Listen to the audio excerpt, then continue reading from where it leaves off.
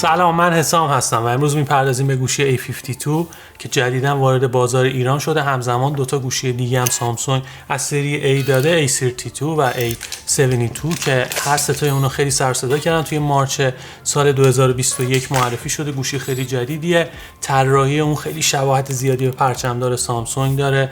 گوشی S21 اولترا که برگرفته از اون یه جورایی یه سری قابلیت‌های ویژه داره که این گوشی رو متمایز میکنه توی این رنج قیمتی. من اون رو با قیمت 8,500,000 تومان خرید کردم توی اردیبهشت ماه سال 1400 که خب صفحه نمایش اونه که خیلی جلب توجه میکنه. صفحه نمایش سوپر امولد 90 هرتزی، باتری خیلی خوبی داره، چیپست خیلی خوبی برای اون در نظر گرفته شده. روی کاغذ وقتی نگاه میکنید میبینید که نه، سخت افزارش خیلی قابل توجه، دوربینای خوبی مثلا برای اون در نظر گرفته شده که خب در ادامه به اون میپردازیم. یه نکته خیلی مهم راجع به این گوشی وجود داره، اینه که سامسونگ قول داده که تا 3 سال اندروید اون رو آپدیت بکنه و تا 4 سال آپدیت های امنیتی رو برای اون ارائه بکنه که خب خیلی اتفاق مهمه. به این زودیا این گوشی کهنه نمیشه که خب قبلا یه همچین ماجرایی رو حداقل توی سری A نداشتیم. توی پرچمدارها میتونستید یه همچین ماجرایی رو تجربه بکنید که به نظرم خیلی مثبته. از طراحی اون شروع میکنم، بدنه پلاستیکی که برای اون در نظر گرفته شده خیلی توی ذوق نمیزنه. رنگی که من اینجا دارم مشکی، بنابراین اثر انگشت یه مقدار ممکنه روش بمونه، اما 3 تا رنگ دیگه داره، آبی و بنفش و سفید، که خب چون روشنن اثر انگشت توی اونها باقی نمیمونه، بنابراین لازم نیست که خیلی نگران باشید راجع به این موضوع. خیلی گریپ خوبی داره، خیلی راحت میتونید اون رو توی دستتون بگیرید. 190 گرم حدوداً وزنشه، خیلی زیاد نیست که بخواد اذیتتون بکنه و پورت USB تایپ C رو داریم. اسپیکر استریو برای اون در نظر گرفته شده خوشبختانه. جک هدفون رو داریم سمت راست گوشی، 2 تا دکمه برای کم و زیاد کردن صدا و روشن خاموش کردنش، و بالا هم درگاه 2 تا سیم کارت رو داریم که میتونید به جای یکی از اون سیم کارت‌ها مموری میکرو SD رو بندازید و استفاده بکنید ازش. با 2 تا ظرفیت عرضه میشه 128 گیگابایتی و 256 گیگابایتی که خب این نسخه‌ای که اینجا دست منه 128 گیگابایت حافظه‌اش که به نظر من کافیه، ولی اگه دوست داشتید میتونید اون رو افزایش بدید. یه نکته خیلی جالب در مورد این گوشی اینه که گواهینامه IP67 داره، بنابراین تا حدی در مقابل آب و گرد و غبار مقاومه که به نظر من توی گوشی‌های میان رده خیلی اتفاق مثبتیه. با این پولی که شما پرداخت میکنید یه همچین گواهینامه‌ای هم داشته باشه، خب میتونید کلی از این گوشی تو جاهای مختلف استفاده بکنید و خیالتون راحت باشه که به این زودی‌ها آسیب نمیبینه. سیستم دوربینی که سامسونگ برای این گوشی در نظر گرفته به صورت 4 گانه است. 4 تا دوربین داریم.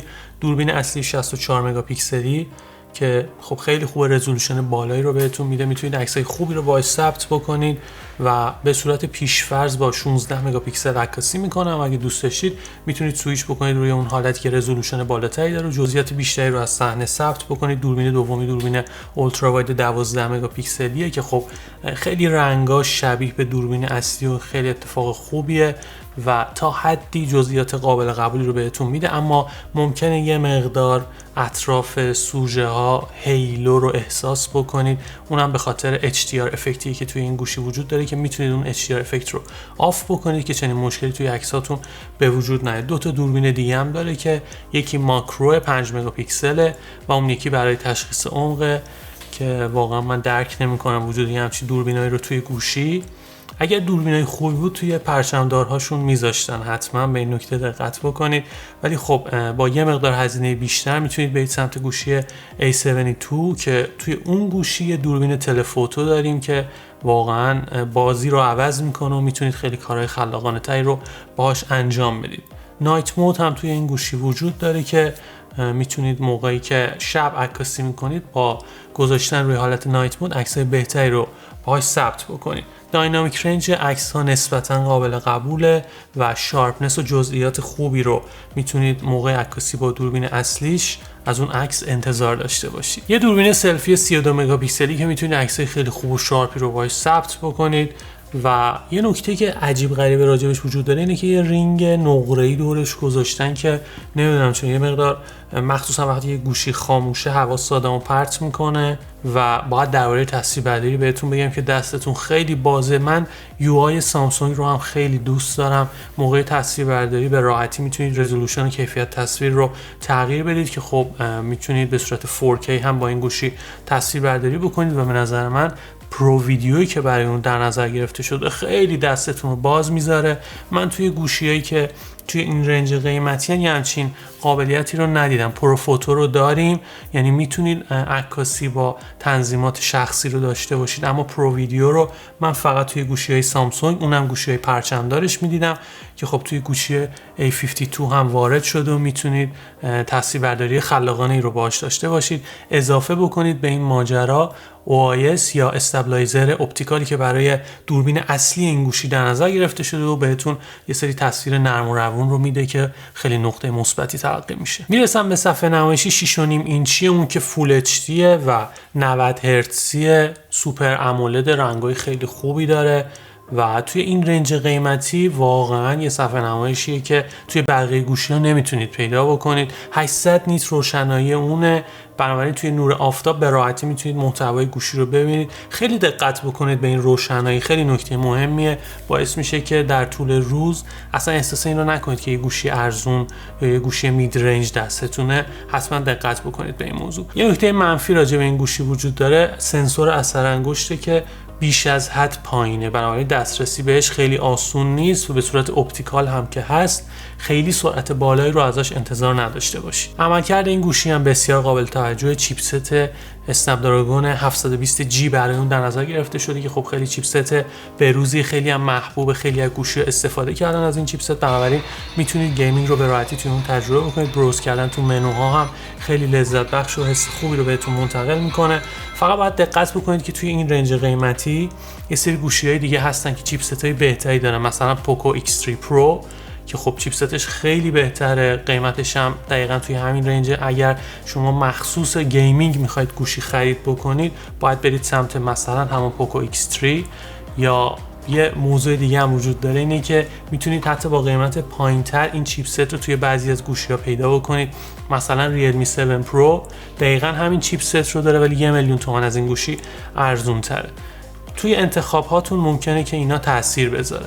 باتری 4500 میلی آمپر ساعتی داره که یه شارژر 15 واتی توی جعبه اون قرار داده شده، ولی خب تا 25 وات ساپورت میکنه. یعنی اگر خودتون برید یه شارژر 25 واتی بگیرید میتونید با سرعت بالاتر این گوشی رو شارژ بکنید. اون 6 گیگ یا 8 گیگ رم در نظر گرفته شده، برای اونم میتونید به راحتی بین اپلیکیشن ها سوئیچ بکنید. وقتی برمیگردید مراجعه میکنید همچنان اون اپلیکیشن فعال مولتی تاسکینگ به راحتی روش قابل اجراه.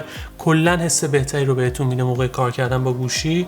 حتما باید به این موضوع توجه بکنید. همونطوری که میدونید سامسونگ توی برندینگ این گوشی روی 3 تا موضوع تاکید کرده: صفحه نمایش خیلی خوب، باتری که عمر خیلی بالایی رو داره و دوربین هایی که عملکردشون خیلی خوبه.